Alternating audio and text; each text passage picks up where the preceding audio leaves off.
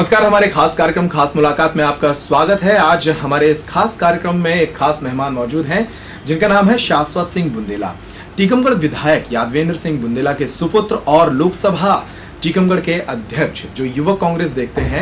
और इन दिनों युवक कांग्रेस के चुनाव चल रहे हैं और युवक कांग्रेस की लाठीबाजी, पथराव, ये सब चर्चाओं में है। तो ऐसे में उनसे सवाल करना, उनसे बात करना लाजमी हो जाता है। वो इन दिनों छतरपुर के दौरे पर हैं क्योंकि छतरपुर में भी युवक कांग्रेस के चुनाव चल रहे हैं। तो आज इस खास मुलाकात में वो हमारे साथ मौजूद हैं। स्टूडियो में बहुत बहुत स्वागत है आपका। नमस्कार। मैं आपसे ये जानना चाहूंगा, सबसे पहले तो आपका जो तारुफ थोड़ा सा अपने दर्शकों से करा दूं। पिता आपके विधायक हैं, चौथा उनका टर्न है। आपके दादाजी भी स्वतंत्रता संग्राम सेनानी रहे, विधायक रहे। तो एक पृष्ठभूमि आपकी राजनीति की आपको विरासत में मिलती है, लेकिन आपने कोई और कैरियर क्यों नहीं चुना? अंकुर, मैं आपको सिर्फ एक ही कारण था क्या कि पिता थे? मैं युवा हूँ, इसलिए मुझे युवाओं की तरह ही बात करना चाहिए। मैंने कोशिशें भी की, मैंने जॉब्स भी किए। मैं खुद एक MBA हूँ। डेली कॉलेज इंदौर में एक इंस्टीट्यूट है जहाँ मैं, इट्स बोर्डिंग स्कूल, वहाँ पर मैंने स्कूलिंग की। डेली कॉलेज के बाद मैं पुणे गया, पुणे से मैंने MBA किया। MBA के बाद मैंने बार्कलेज बैंक के साथ नौकरी भी की। अच्छा। सो दैट ये क्राइटेरिया नहीं था कि मैं, मेरे फादर या मेरे ग्रैंडफादर पॉलिटिक्स में थे तो मुझे पॉलिटिक्स में। Basically in the end need थी, एक नीड थी कि युवाओं को एक व्यक्ति चाहिए जो युवाओं के साथ चल सके। आप जैसे आप समझते हैं अपने बुंदेलखंड में स्पेशली एक एज डिफरेंस होता है, या एक आप कह सकते हो कि अपने बुजुर्गों से अपन बात नहीं कर पाते। जैसे हम ही आप हैं, तो अपने शायद अपने पिता से ही नहीं बात कर पाते। बहुत से ऐसे मुद्दे होते हैं। तो ये एक जरूरत बन चुकी थी। और हाँ, पृष्ठभूमि है तो आना तो था ही। तो ये एक अच्छा समय था, ये एक अच्छा बैकग्राउंड था और ये अच्छा प्लेटफॉर्म था। युवक कांग्रेस में जब एंट्री ली तो कौन कौन सी ऐसी चीजें रही, कौन कौन सी ऐसी बातें रही जिसको आपने फॉलो किया और जिन्होंने सबसे ज्यादा आपको प्रभावित किया? अंकुर जी, बेसिकली जैसे आपने बोला कि मेरे पास एक बैकग्राउंड था। कुछ लोगों को लगता है बैकग्राउंड हो और पॉलिटिक्स में आना बहुत आसान हो जाता है। अगर आपके पास एक बैकग्राउंड हो तो पॉलिटिक्स में आना आसान हो जाता है, लेकिन ये बिल्कुल ही अलग है। क्योंकि अगर आपके पास बैकग्राउंड है तो आपके पास एक आप उसको बोझ नहीं कह सकते, लेकिन आपके पास एक रिस्पॉन्सिबिलिटी होती है कि आप खुद का नाम लेके नहीं चल रहे हो, आपके साथ कुछ नाम चल रहे हैं जो जिनके कारण आप हो, और आप उन नामों को खराब नहीं कर सकते। बेसिकली अगर आप नए हैं, अगर आप नई शुरुआत कर रहे हैं, तो आप गलत भी करें, अच्छा भी करें, लोग उस चीज को माने नहीं माने, आप उस चीज से लड़ लेते हो। लेकिन जब आपके पास एक बैकग्राउंड होता है तो आपके दिमाग में ये चीज होना चाहिए और आपके दिल में ये चीज होना चाहिए कि आप उन लोगों का नाम अपने कंधों पे लेके चलते हो। सो that becomes difficult and that inspiration क्या रही, मतलब युवक कांग्रेस में आने के लिए क्या इंस्पिरेशन रही? पिता और दादाजी की एक पृष्ठभूमि को छोड़ भी दें अपन, अगर कांग्रेस की बात करें, ये युवक कांग्रेस के जो आपके शीर्ष नेता हैं, क्या वहां से वो ऊर्जा, वो प्रेरणा मिली? बिल्कुल। मैं आपको बताता हूँ कि जैसे उस समय मैं MBA में था और हम लोग डिबेट्स करते थे और हम लोग डिस्कशंस करते थे। उस समय एक अचानक एक नई बात निकली कि भाई राहुल जी ने एक स्टैंड लिया है कि युवा कांग्रेस से जुड़े। उसी समय मुझे क्लिक हो गया था कि अगर मैं पॉलिटिक्स में आऊँगा तो मैं इसी सिस्टम के साथ आने लगा। ये सिस्टम इतना अच्छा लगा क्योंकि भाई हम लोग एक एजुकेटेड लॉट थे, हम लोग उस सिस्टम को समझते थे, उस सिस्टम को हमने उसको पढ़ा। तो हम लोग को लगा कि यार ये सिस्टम एक बहुत ही इंपॉर्टेंट सिस्टम है। अगर मैं आ जाता तो शायद लोग ये कह देते कि भैया यार उनके पिता थे इसलिए वो आ गए। लेकिन मैं जब जीत के आया, मैं एक निर्वाचित अध्यक्ष के रूप में आया, हेल्प मिली। बहुत से पुराने भी लोग थे, पिताजी के साथी थे जिन्होंने हेल्प की, लेकिन मेहनत तो की। ये तो नहीं हुआ कि उन्होंने कह दिया तो मुझे बना दिया। अनुशंसा पे थोपे नहीं गए जी। तो वो एक जैसे एक पृष्ठभूमि जो आपने कहा, वो कहीं ना कहीं मदद करती है, लेकिन ऐसा नहीं है कि आप सिर्फ उसी के कारण पॉलिटिक्स में आ जाए। एक सवाल मेरा ये है कि आने वाले दिनों में विधानसभा चुनाव शुरू होने वाले हैं और खासतौर पर पूरे देश में युवाओं पर ज्यादा फोकस किया जा रहा है। जो भी राजनीतिक दल हैं वो युवाओं पे खासतौर पर फोकस कर रहे हैं। मोदी को भी हालांकि युवा ही कहा जा रहा है और राहुल गांधी तो खैर हैं युवा। तो युवाओं की क्या भूमिका देखते हैं आप विधानसभा चुनाव में? बहुत ही महत्वपूर्ण भूमिका है। अंकुर जी, मैं आपको एक चीज बताता हूँ। अपने लोकसभा की अपन बात करते हैं, प्रदेश तो खैर, और देश की बात तो मैं थोड़ा सीनियर हो जाऊंगा। जी। अब अपनी लोकसभा की बात करते हैं। हर विधानसभा में, अगर आप जो कि आप मीडिया से जुड़े हुए, तो हर विधानसभा में 5,000 से 7,000 नए वोटर हैं। हर विधानसभा। अगर आप उस चीज के ऊपर सर्वे करो तो आपको पता चलेगा दे आर ऑल न्यू, सब नए। और उन नए लोगों को जोड़ने का, आप समझ रहे हैं, वो 7,000 वोट जिस तरफ डल जाएंगे वो आदमी के पास एक अपर हैंड तो अपने आप हो जाए। तो युवा बहुत ज्यादा महत्वपूर्ण हो चुका है किसी भी इलेक्शन में, युवा बहुत ज्यादा। जी, युवक कांग्रेस का भी उद्देश्य है कि वो 5-7 हजार जो नए वोटर हैं उनको अपने तरफ मूव किया जाए, लेकिन एक निर्वाचन प्रणाली भी अच्छी शुरू की। राहुल गांधी ने सोचा कि भाई थोपे ना जाएं युवा कांग्रेस के नेता, लेकिन उसका असर जो है वो थोड़ा सा ठीक ठाक देखने को नहीं मिल रहा है। जो सोच उनकी थी इस प्रणाली के पीछे वो देखने को नहीं मिल रही। चाहे आप भोपाल में युवा कांग्रेस का झगड़ा देख लें, ग्वालियर में आपके युवा कांग्रेस के चुनाव स्थगित इसीलिए हो गए क्योंकि वहां भी 2 गुट टकरा गए। छतरपुर की हम बात करें, यहाँ भी 2 बार झड़पें हो चुकी हैं। चुनाव जिस दिन रहते हैं उसी दिन युवा कांग्रेस ही झगड़ते हैं, पुलिस को आके आपकी वोटिंग करानी पड़ रही है। तो वो प्रणाली जो अच्छी सोच के साथ शुरू की गई थी उसका तो कोई फायदा देखने को नहीं मिला। नहीं अंकुर जी, आप क्योंकि आप उस चीज को एक आउटर शेल से देख रहे हो, मैं उसमें हूँ, तो मुझे शायद मैं ऐसा कहूंगा नहीं कि मुझे ज्यादा आइडिया होगा, लेकिन मुझे शायद थोड़ा सा एक 1 स्टेप अप हो। अंकुर जी, मैं आपको बताता हूँ कि जैसे झड़प हुए या झगड़े हुए हैं, ये हो रहे हैं, लोग उसको गुटबाजी कह देते हैं, लोग ये कह देते हैं कि भाई ये लोग तो एक दूसरे से ही लड़ जाते हैं। वो नहीं, वो चीज बिल्कुल है ही नहीं। हर इलेक्शन कोई सा भी इलेक्शन हो, आप किसी भी इलेक्शन को देख लीजिए, थोड़े बहुत झगड़े होते ही हैं। लेकिन क्या हुआ, जब फर्स्ट प्रणाली बनी तो लोगों ने उस चीज को समझ नहीं पाया, तो लोगों ने उस चीज को इस तरीके से मतलब दिखाया या उस चीज को इस तरीके से प्रेजेंट किया कि लोगों को लगने लगा यार ये तो सही में गुटबाजी का सिस्टम। नहीं, आपने भोपाल की तस्वीरें नहीं देखी? नहीं, तस्वीरें वो जो वहाँ सक्सेना बंधुओं के बीच जो विवाद हुआ है और उनके समर्थकों के बीच जो विवाद हुआ है उसमें लाठियां भी चली, पथराव भी हुआ, तो फिर आप कैसे कह सकते हैं ये थोड़ा बहुत है? नहीं, देखिए मैं आपको बताता हूँ कि ये एक देखिए इलेक्शन है, तो कहीं ना देखिए अगर सिस्टम अगर ढंग से देखा जाए और इसको लड़ाई झगड़े, ये पर्सनल, एक इंसान की पर्सनल गड़बड़ हो सकती है। जैसे आपने 2 ही नाम लिए, 29 लोग समाये मध्य प्रदेश में, लेकिन आपने नाम तो 2 ही लिए। हाँ, मतलब दिस इज 1% ऑफ जितना भी हुआ उसका 1% कह लीजिए या 5% कह लीजिए। झड़प होती है मेंटालिटी के कारण। आपने छतरपुर में देखा, टीकमगढ़ में मैं लोकसभा का प्रत्याशी, अध्यक्ष नहीं बोलूंगा क्योंकि अभी चुनाव चल रहा है, लोकसभा का प्रत्याशी। तो आपने देखा होगा कि हमारे यहाँ कितना अच्छा सामंजस्य बना हुआ। नहीं, यहाँ भी 2 बार पुलिस लगानी पड़ी, कहाँ है सामंजस्य? पुलिस की जरूरत क्यों? पुलिस की जरूरत इसलिए पड़ती है कि वोटर जब इतना सारा आदमी इकट्ठा किसी जगह नहीं, शुरुआत से पुलिस नहीं थी। जब झगड़े हुए, मारपीट शुरू हो गई। नहीं अंकुर जी, वो झगड़े बिल्कुल नहीं थे।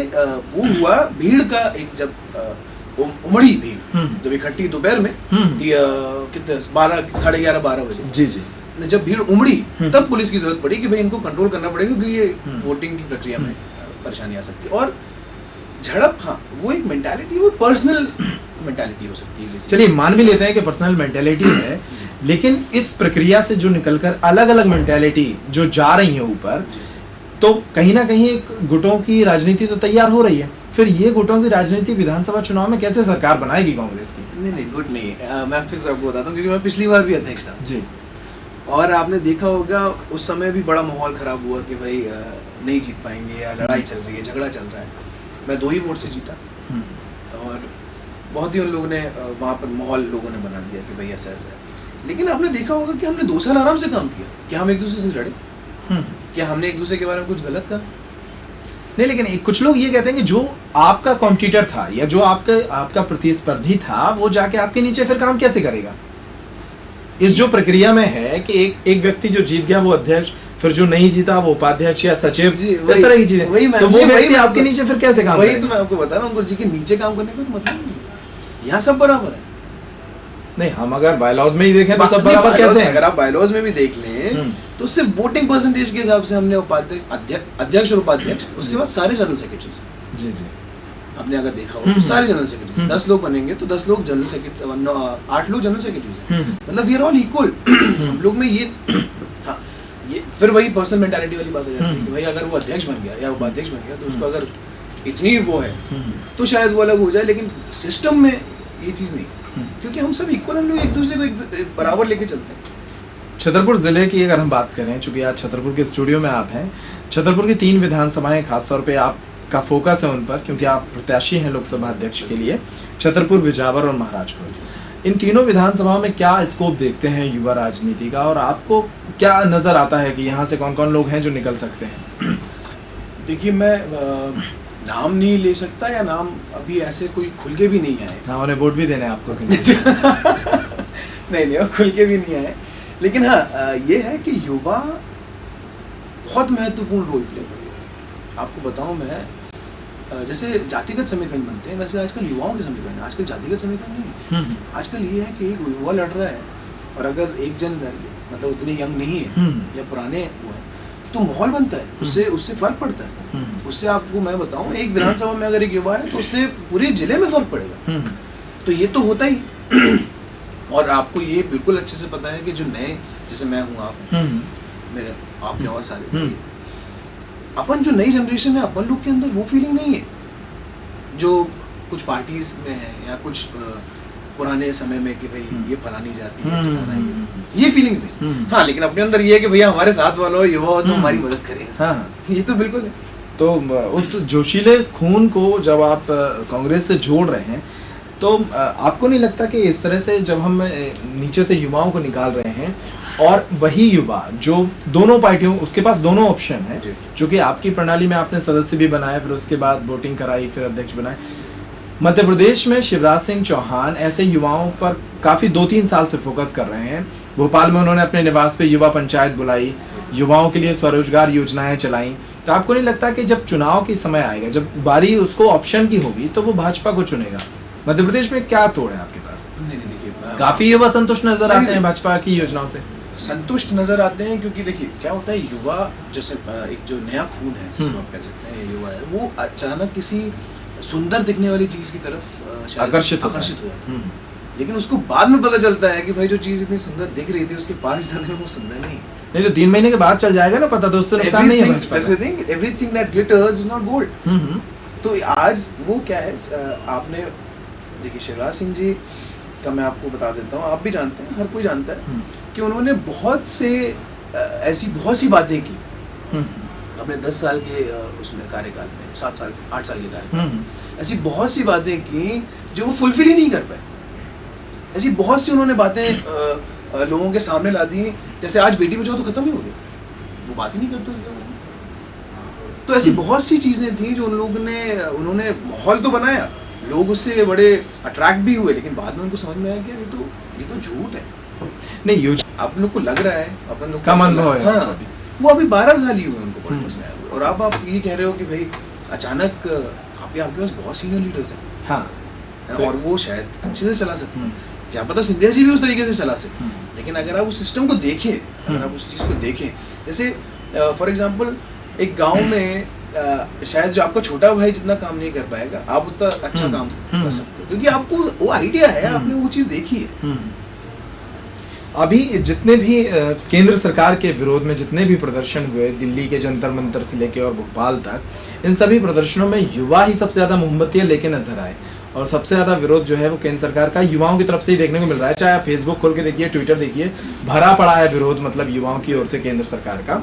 वो युवा जो राहुल गांधी में कभी 4-5 साल पहले थोड़ा सा उम्मीद देख रहा था, वो अब वो नजर नहीं आता। वो तो आपको क्या लगता है, ये युवा कैसे लौटेगा? नहीं, देखिए मैं आपको प्रैक्टिकली बताता हूँ, कुछ मुद्दे ऐसे हैं जिसमें बोलना है कि इनह्यूमन बात हो जाएगी। जैसे दिल्ली में एक केस हो गया, रेप केस हुआ था, वो एक इनह्यूमन सी चीज़ है। आक्रोश जरूरी था। नहीं, मैं उसकी बात नहीं कर रहा हूँ, मैं अन्ना हजारे के आंदोलन की बात कर रहा हूँ। अन्ना के आंदोलन में अगर आप देखो तो ज्यादातर आंदोलन सैटरडे और संडे को छुट्टी मनाते थे युवा। ये तो वो एक बहुत ही अगर आप उस चीज को देखोगे, और अगर आप वहाँ के मीडिया के लोगों से भी पूछोगे पर्सनली, अगर आप उनके साथ बैठोगे, या वहाँ की लोकल जैसे यूनिवर्सिटीज में पूछोगे, क्योंकि मेरे बहुत से फ्रेंड्स हैं यूनिवर्सिटीज में, तो लोग ये कहते थे कि यार इतने लोग कहाँ जा रहे हैं, चलो तो यार देख के आते हैं। तो इसी तरह के जवाब कुछ बड़े कांग्रेसियों ने भी आपके दिए थे, और बड़ा विरोध हुआ था इस तरह के जवाबों का कि ये युवा भावनाओं के साथ देखो, आप देखो ना, आप एक चीज देखो ना, सीनियर कांग्रेसियों ने जो चीज बोली, जैसे माननीय दिग्विजय सिंह जी ने एक चीज बोली थी और वो सच होगी। अन्ना को लोगों ने चेहरा बनाया, और उसके बाद अन्ना को भूल गए। तो ये देखिए जन आक्रोश, और ये क्या होता है अचानक, जैसे मैं अभी जाके वहाँ पर जाके जिंदाबाद मुर्दाबाद करने लग जाऊँ। तो ऐसे बहुत से लोग होते हैं जो शायद जानते भी नहीं है मैं क्यों कर रहा हूँ, लेकिन मेरे पास आ जाते हैं। आप समझ रहे हैं? And then media plays a very important. देखिए मैं बुराई नहीं कर रहा हूँ मीडिया की, या मैं किसी का साइड नहीं ले रहा हूँ, लेकिन हाँ आजकल के समय में मीडिया और basically what you call it television media, not paper media, television media इतनी इम्पोर्टेंट चीज़ हो गई है कि आप इट्स ऑन, आपके फ़ोन पे होता है, आपके 3G है तो आपने चालू किया, आपने NDTV क्लिक किया और आगे। तो ये सारी जो विशेषताएं हैं वो कांग्रेस के खिलाफ काम कर रही है। नहीं खिलाफ नहीं, ये अचानक एक माहौल बन जाता है और फिर उसके बाद वो धीरे से धूमिल हो जाता है। तो अगर हाँ, चुनाव जीतने का मैनेजमेंट तो कांग्रेस को आता है, आप यही कह रहे हैं कि वो थोड़ी दिनों बाद धूमिल हो जाएगा। नहीं वो नहीं, लेकिन हाँ अचानक एक माहौल बन जाता है। लेकिन इस चीज़ से यूथ कैंपेनिंग को किस नज़र से देखते हैं? अगर हम टीकमगढ़ और छतरपुर की बात करें तो विधानसभा चुनाव में जो युवाओं का प्रचार से जुड़कर जो काम होगा वो कैसा रहेगा? अब मैं आपको अपना पर्सनल एक वो बताता हूँ। अगर मैं चुनाव जीत गया, अगर मैं लोकसभा अध्यक्ष बनता हूँ, तो मैंने ये डिसाइड करके रखा था, और ये इसलिए नहीं कि मैं पर्सनली मुझे कुछ वो मिलने वाला। देखिए वैसे भी इट्स अ रिजर्व सीट, अगर आप देखें तो मैं वैसे भी ना MP इलेक्शन लड़ सकता हूँ, और वैसे भी विधायकी के लिए भी मैं पहुँच गया, तो average obviously I don't want a big election. तो अब आप देखो कि मुझे पर्सनली उससे कोई प्रॉफिट नहीं है, लेकिन हम लोगों ने पूरी प्लानिंग में मेरी पूरी टीम ने, मेरे साथ जो विधानसभा अध्यक्ष हैं सब ने, हम लोगों ने ये फुल प्लान किया हुआ था कि हम लोग इस 30th के बाद, इस महीने की 30 तारीख के बाद हम लोग एक धुआंधार प्रोग्राम शुरू करने वाले पद यात्रा, जिसमें हम जो अभी आप बात कर रहे थे कि एक चेहरा है, तो जिसमें हम शिवराज सिंह चौहान के अगेंस्ट कुछ ऐसे भी काम कर सकते हैं। मतलब पर्चे तो बांटेंगे, लोगों से मिलने तो जाएंगे, उनके बारे में बोलेंगे जो हमारा हक है। हम ये करने ही वाले हैं, और ये हम इन बिटवीन कुछ गैप्स रखेंगे, उसके बाद फिर प्रोग्राम चलेगा, लेकिन ये प्रोग्राम 1 महीने का लगभग पूरी लोकसभा में चलेगा।